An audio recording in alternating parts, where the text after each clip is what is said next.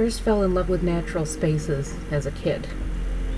My parents would take us to Canacadea Park, Stony Brook State Park, and the Adirondacks on vacation.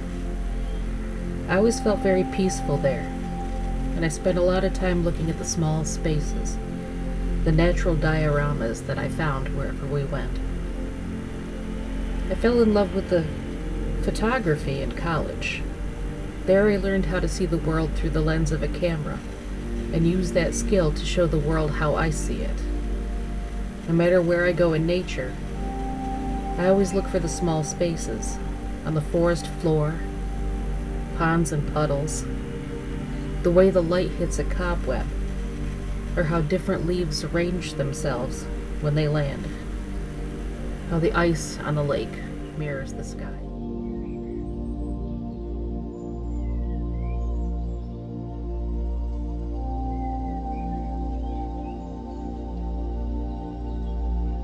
Besides the small, I am fascinated by the grand.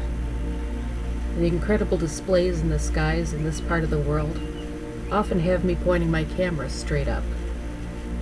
I wish people would look up more. It's incredibly grounding to remember the power of what is going on above us.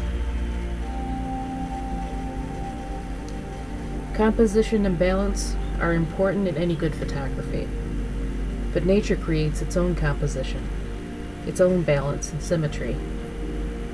I feel like I'm an observer, a witness to the many small and big, beautiful spaces that happen. I share my pictures with people so they can also experience these small moments in time and light, and hopefully inspire them to look around and see the beauty that happens naturally all around them.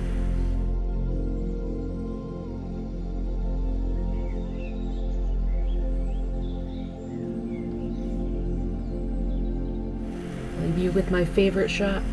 Thank you for being here.